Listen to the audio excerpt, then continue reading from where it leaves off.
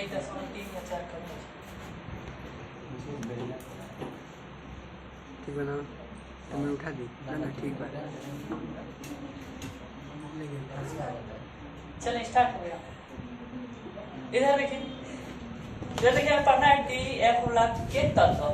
ठीक है, इससे पहले हम थोड़ा सा बेसिक जानकारी ग्रहण करेंगे। तत्वों का वर्गीकरण, बात समझ रहे हैं ना? तत्वों का वर्गीकरण। अब ध्यान से सुनिएगा तो शायद आपके काम आएगा। तत्वों का वर्गीकरण ही नहीं, किसी भी चीज का दुनिया में चाहे कुछ भी हो, कोई भी विभाग हो, जब भी वर्गीकरण किया जाता है तो इसका तात्पर्य है कि उसको आसान करने के लिए, उसे आसानी से समझने के लिए, उसे आसानी से संचालित करने के लिए वर्गीकरण किया जाता है। उदाहरण आपके पास समझ पढ़ा जाता है ना, अलग अलग विभाग हो जाते हैं। ठीक है, मंत्रालय में भी अलग अलग मंत्रालय हो जाते हैं। तो वर्गीकरण का मतलब उसे आसानी से संचालन करने के लिए, अध्ययन करने के लिए। ठीक है, वर्गीकरण का मतलब समझ में आ गया। अब तत्वों का वर्गीकरण का मतलब कि यहाँ तत्वों को ही वर्गीकृत किया गया है। बात क्लियर है?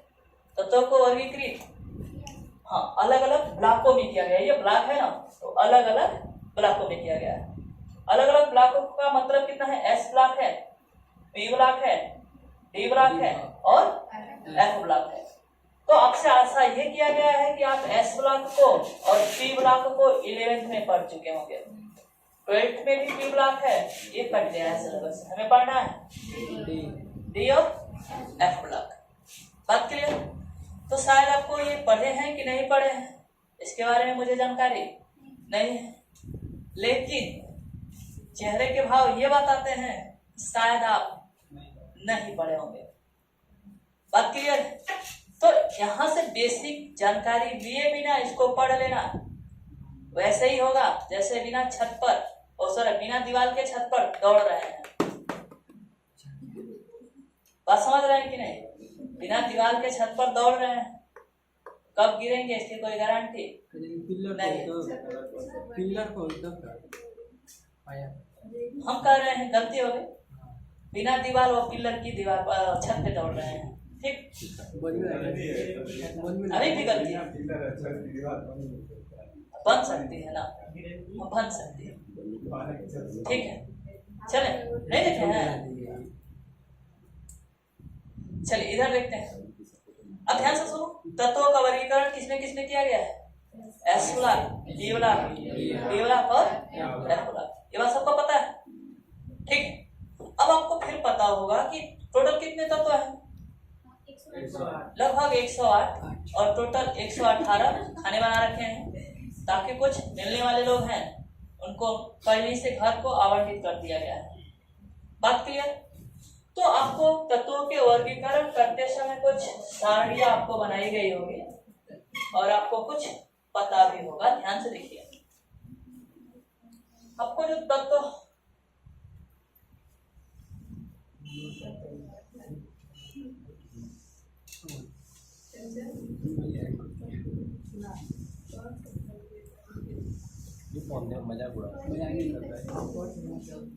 ठीक है, तो आपके जो आवर्त सारणी है ना, उसकी संरचना कुछ ऐसे होगी, इसकी संरचना कुछ ऐसे होगी। बात क्लियर हो रही है? ध्यान से सुनिएगा तो आपके काम आएगा। यहाँ पर कुछ दो ऐसे ऐसे स्तंभ होंगे, ऐसे ऐसे। ठीक है, तो इनको वर्ग बोला गया है। जो खड़े हैं ना, वर्ग है। ठीक है, आप लोग सारणी में अवयवों में पढ़े होंगे, ये स्तंभ और ये पंक्ति।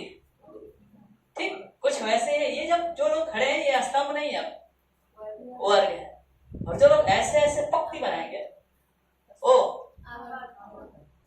आवर्त है। बात समझ में आ रहा है कि नहीं? तो ये जो पहला वाला जो है ना, दो पहले जो दो है, ये एस ब्लॉक के लोग हैं। किस ब्लॉक के लोग हैं? वैसे ही जैसे कि किसी शहर में A block, B block, D block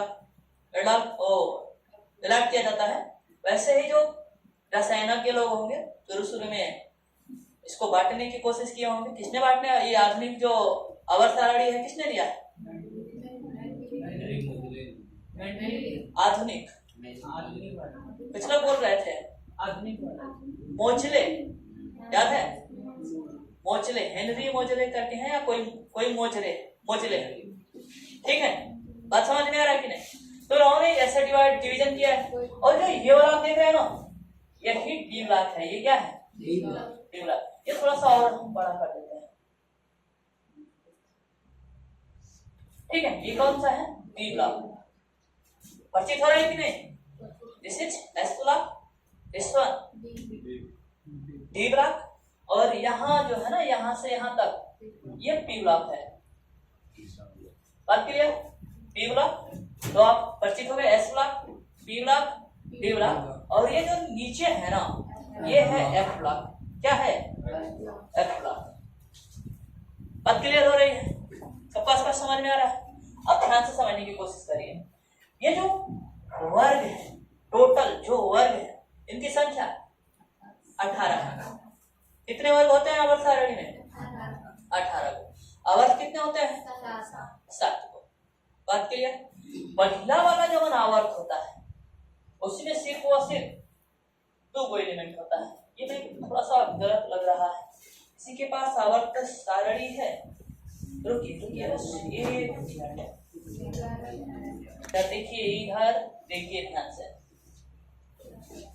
जो सबसे पहला वाला वर्ग है ना, इसमें एगो और सबसे लास्ट वाला में एगो, ठीक है? पहला आवर्त में सिर्फ 2 एलिमेंट होते हैं। आपको पता होगा, हाइड्रोजन और हीलियम। पता है कि नहीं पता? क्लियर? हालांकि इलेक्ट्रॉनिक विन्यास की सहायता से अगर इसके बारे में हम सोचेंगे तो ये एस ब्लॉक में आता है। बात क्लियर? लेकिन ऐसा माना नहीं जाता है। इसकी जो बिहेवियर है ना, नोबल गैस के जैसे भी मिलती है, तो इसको इस वाले तालिका में डाल दिया गया है। बात क्लियर हो रही है? बात क्लियर हो रही है? बाकी यहां से एक आवर्त, दूसरा आवर्त, तीसरा आवर्त, चौथा, पांचवा,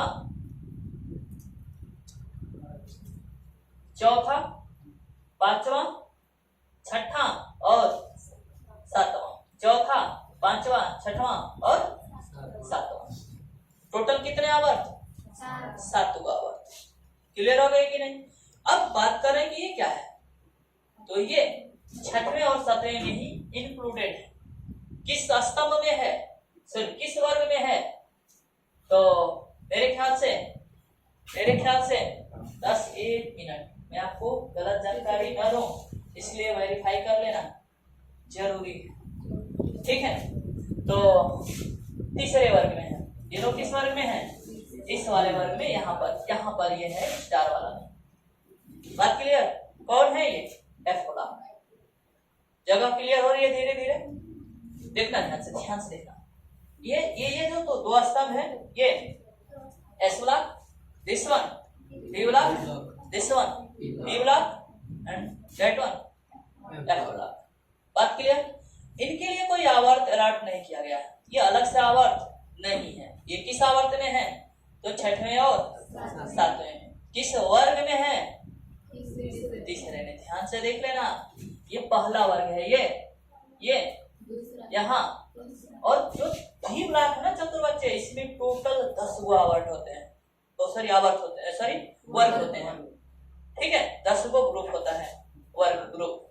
क्लियर हो रही बात है? तो ये तीसरा है, और यहाँ आते आते ये 12वें तक रहेगा। टोटल 10 गो, मतलब नंबर लगा लो, 3 4 5 6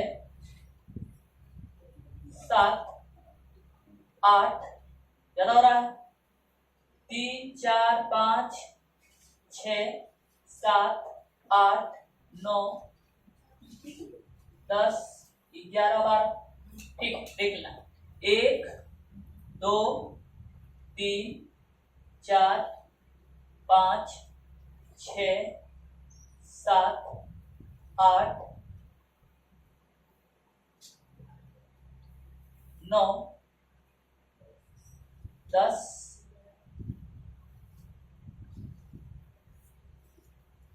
11 12, 1 3 4 5 6 7 8 9 10 11 12, ठीक? तो ये तीसरा वर्ग है, चौथा वर्ग है, पांचवा वर्ग है, छठवां वर्ग है, सातवां है, आठवां है, नौवां है, 10वां है, 11वां है और 12वां है। किसी को कोई डाउट? अब समझ में आने लगा है, धीरे धीरे आने लगा है। अब यहाँ पर आओगे ना जैसे, तो ये पी ब्लॉक है। पी ब्लॉक में टोटल 6 लोग होते हैं, 6 वर्ग होता है। ठीक है, ये इसलिए बता रहे हैं कि इलेक्ट्रॉनिक विन्यास करने जाओगे ना तो उस समय इसमें मदद मिलेगी। बात क्लियर है?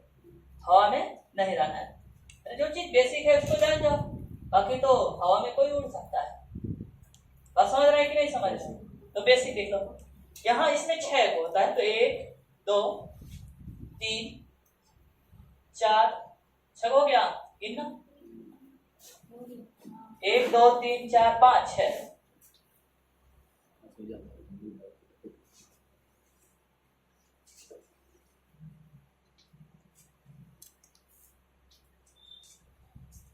ठीक,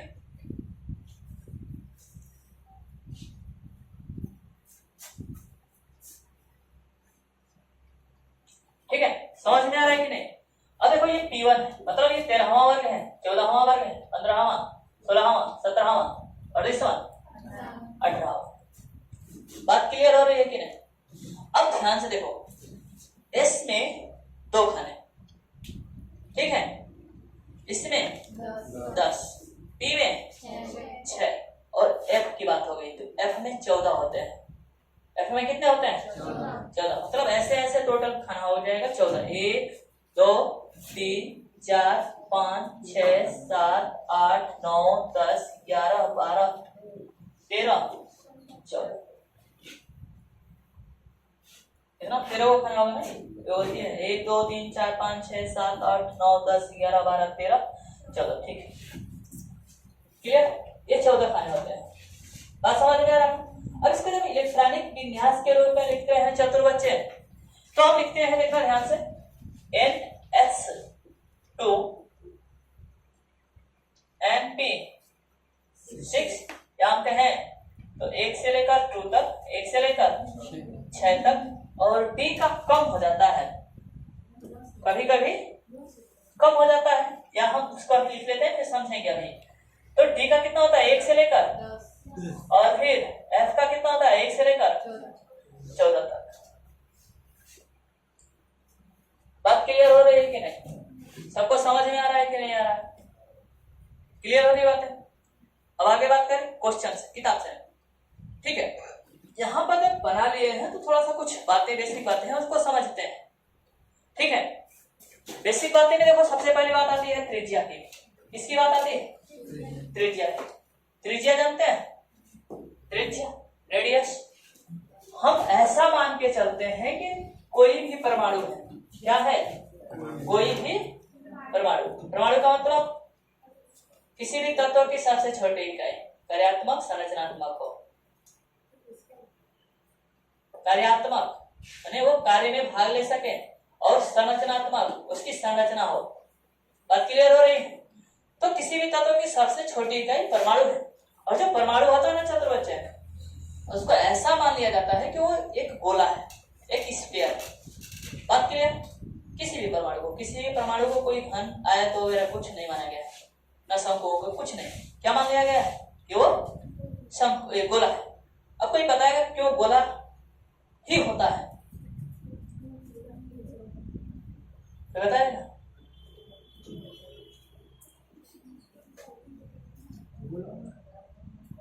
पृथ्वी गोल होती है, लगभग गोल होती है, लगभग। पृथ्वी गोल नहीं होती है, लगभग गोल होती है। सूरज लगभग गोल होता है। चंदा लगभग गोल होता है। बात समझ में आ रहा है? रीजन है इसके पीछे, रीजन यही है, कोई भी दुनिया की वस्तु अपने अस्थायी अवस्था में रहना चाहता है। किस अवस्था में रहना चाहता है? अस्थायी अवस्था में। हमारे जो परमाणु हैं, हमारे जो मॉलिक्यूल्स हैं, ये भी अब छोटी इकाई जब निकालेंगे तो ये भी तो परमाणु से बने होंगे। किससे बने? परमाणु से। और ये भी इसकी जो संरचना होगी कैसा होगा? गोल होगा। बात समझ में आ रहा है कि नहीं? अब गोल ही क्यों होता है? तो इसके पीछे कारण है अस्थायित्व। अस्थायित्व का मतलब, आप लोग पानी को देखे, होकर गिरता है, गोल हो गया। पानी जैसे ही थोड़ा सा अलग होगा, अगर गिरेगा तो एक धार में तो गिरेगा, लेकिन थोड़ा सा जैसे ही अलग होगा वो धड़ाक से क्या हो जाएगा, गोल हो जाएगा। पारा को देखें, पारा क्या हो जाता है, गोल हो जाता है। इसके पीछे क्या है, एक वो भौतिक राशि है सरफेस टेंशन। नाम क्या है, सरफेस टेंशन। ठीक है, हिंदी में पृष्ठीय तनाव, पृष्ठीय तनाव। इसके कारण वो कम से कम जगह घेरना चाहती है, कम से कम जगह घेरना चाहते हैं, और कम से कम जगह यही होता है गोले का। बात समझ में आ रहा है कि नहीं?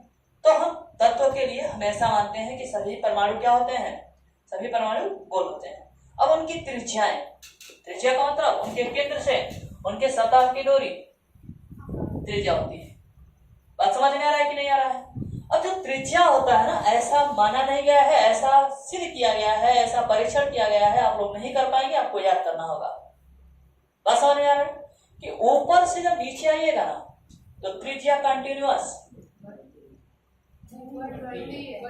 बढ़ती है। ऊपर से नीचे त्रिज्या क्या होती है, बढ़ती है। सबको पता है, सबको पता है, जो मुझसे 10 में पढ़े होंगे उनको पता ही होगा। ठीक है, ऊपर से नीचे त्रिज्या क्या होती है, हाँ, एरो, एरो जिधर है उधर बढ़ना है त्रिज्या। बात क्लियर हो गई कि नहीं? इधर त्रिज्या क्या होता है छात्र बच्चा, इधर इधर इधर इधर त्रिज्या जितना तवा रहेगी बढ़ती है। फिर से सोच लीजिए, क्या होती है, बढ़ती है। ये भगवान, फिर से सोच लो, फिर से सोच लो, मेरे ख्याल से बढ़ती है। त्रिज्या बाएं से दाएं जाने पर घटती है, बाएं से दाएं जाने पर त्रिज्या घटती है। जैसे जैसे इधर आइएगा ना त्रिज्या घटती चली जाएगी। बात क्लियर हो रही है कि नहीं हो रही है, समझ में आ रहा है? ठीक है, रुक जाइए, हम आपके टेंशन को अभी टेंशन मुक्त कर देते हैं।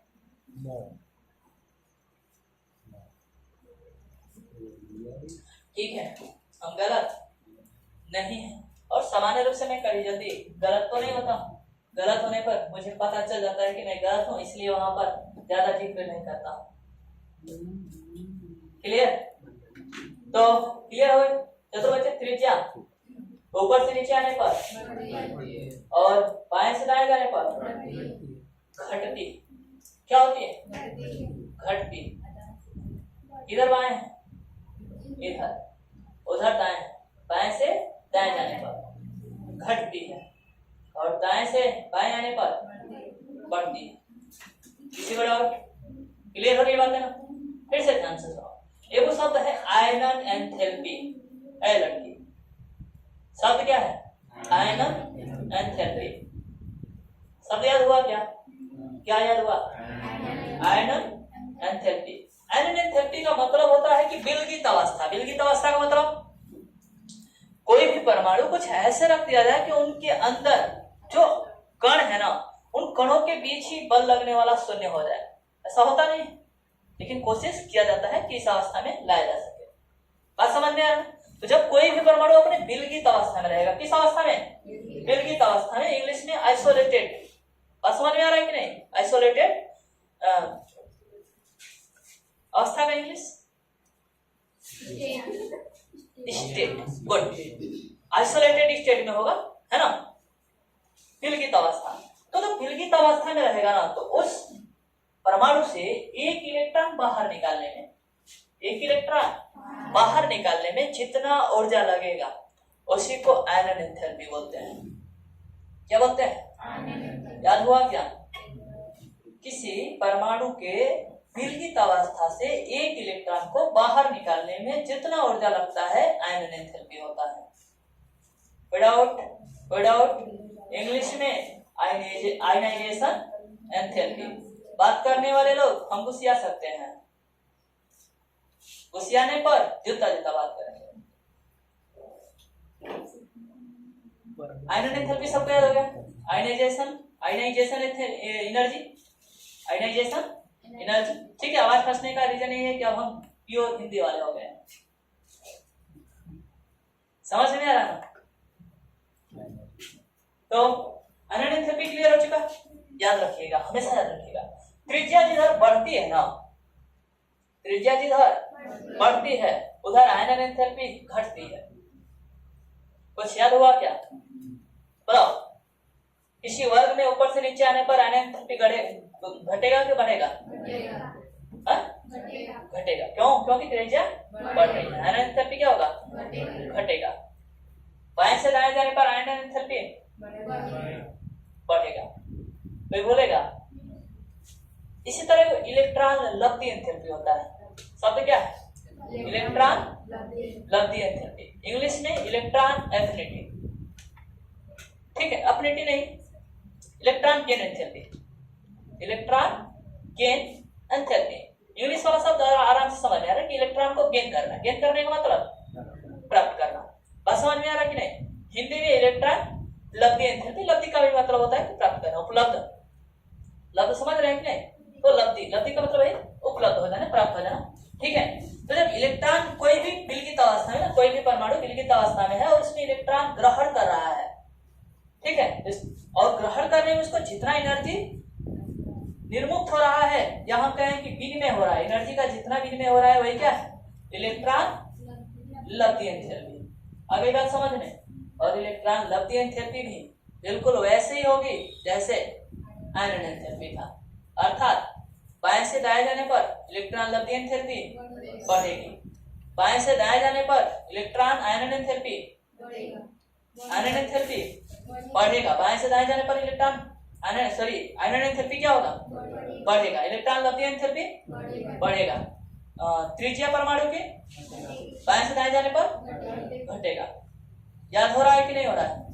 इधर आ जाओ, त्रिज्या ऊपर से नीचे आने पर बढ़ेगा, आयनन एंथैल्पी घटेगा, इलेक्ट्रॉन लब्धि एंथैल्पी घटेगा। इसलिए कोई डाउट?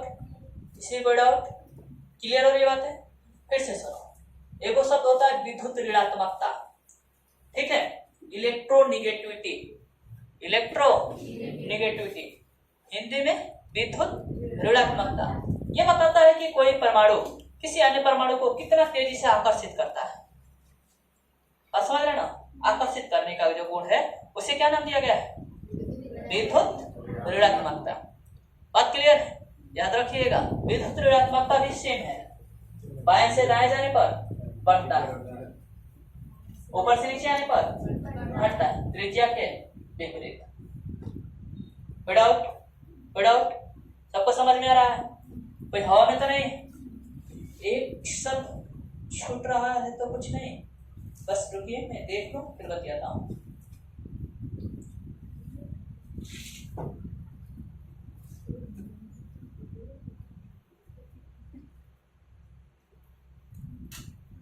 ठीक है, एगो शब्द है धात्विक गुण और अधात्विक गुण। देखो ध्यान से, इधर वाले जो लोग होते हैं ना, इधर वाले लगभग गैस होते हैं, और इधर वाले ठोस होते हैं और धातु होते हैं। तो जो धात्विक गुण होता है ना, इधर से इधर धात्विक गुण, कौन गुण? धात्विक गुण, ठीक है। कुछ गड़बड़ हो गया? ठीक है, धात्विक गुण बनता है, धात्विक गुण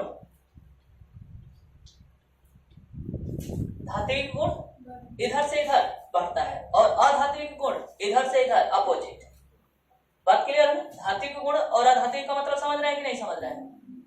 धात्विक का मतलब अब ठोस ज्यादा होगा, उसमें चमक होगी। धात्विक का मतलब उसमें फिक्स साउंड होगा, है ना, उसमें विद्युत धारा का वहन करने का क्षमता धीरे धीरे बढ़ता जाएगा। धात्विक का मतलब यही है ना। अधात्विक का मतलब धीरे धीरे विद्युत धारा का वहन करने का क्षमता घटता जाएगा, है ना, उसमें कठोरता घटती जाएगी, उनकी जो डेंसिटी होगी वो घटती जाएगी।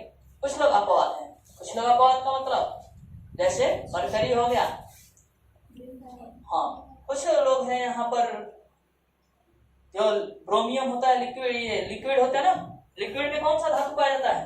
लिक्विड में कौन सा धातु पाया जाता है? कौन सा धातु? लिक्विड, अधातु और धातु है क्या? ऐसा क्वेश्चन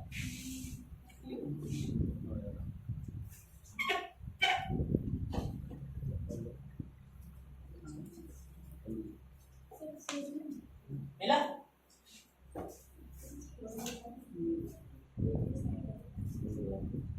सोडियम वो नरम हो गया है, नरम नरम।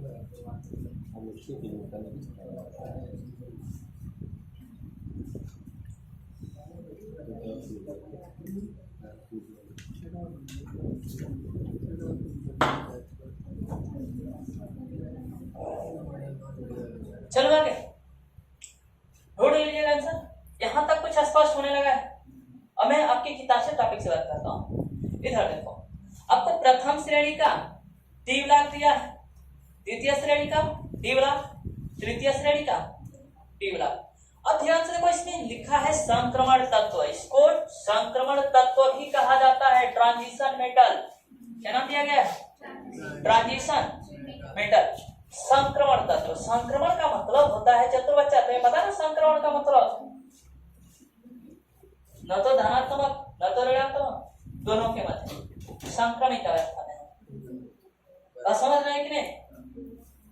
ओ कोरोना का संक्रमण हो रहा था, न तो बीमार है और न ही कुछ ज्यादा सीरियस संक्रमित है। ठीक है, हाँ, जब वो संक्रमित ज्यादा हो जाएगा तो बीमार पड़ जाएंगे, उसके बाद आप हाँ दुनिया भर का खिंचाव होने लगेगा। ठीक है, संक्रमण का मतलब कुछ कहानी समझ में आ रही है क्या? न तो इधर वाले न तो उधर वाले, बीच में। ठीक है, मतलब न तो यस है और न तो पी है, इनके मध्य में संक्रमण है। ठीक है, और इसे बोला जाता है inner transition metal. Inner transition metal मतलब क्या है ना कि संक्रमण तो है लेकिन अंतर संक्रमण है, इसके अंदर भी है, डी के अंदर ही है। अरे बात समझ में? तो इसे संक्रमण तत्व, और इसे क्या बोलाता है? हिंदी में देख बताओ। यह है आंतरिक संक्रमण। शब्द क्या है?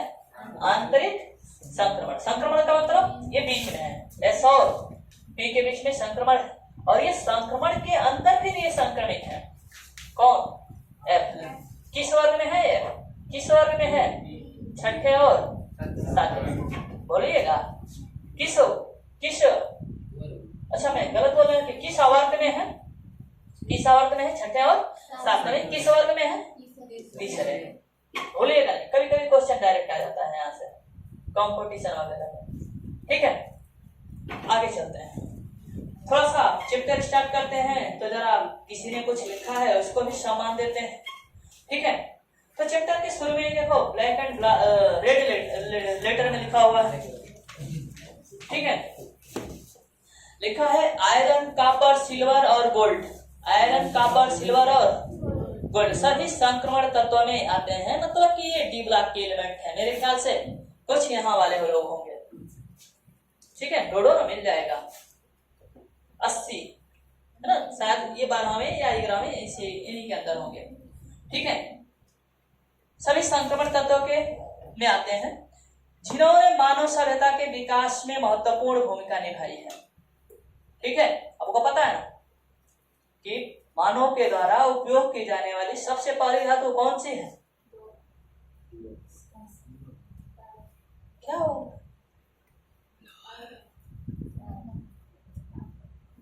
मानव के द्वारा सबसे उपयोग में लाई जाने वाली सबसे पहले धातु कौन सा है? जोर से नहीं होता, हमें कब सुनाई देता है?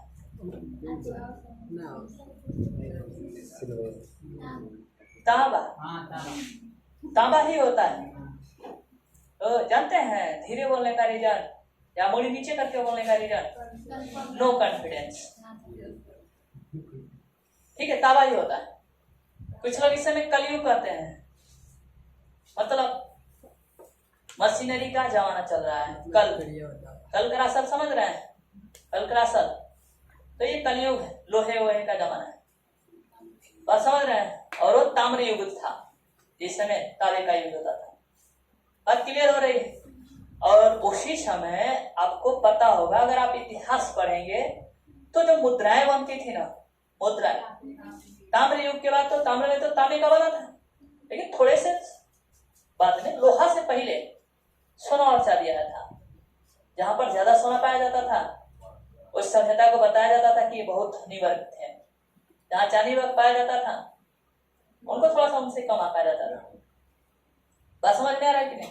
मतलब सोना और चांदी शुरू से ही बहुमूल्य रहे, बहुमूल्य है। एगो शब्द होता है बहुमूल्य, एगो होता है अमूल्य। सही बात है क्या? अमूल्य का मतलब बिना मूल्य का। हवा बहुमूल्य है या अमूल्य है? बहुमूल्य। हवा बहुमूल्य,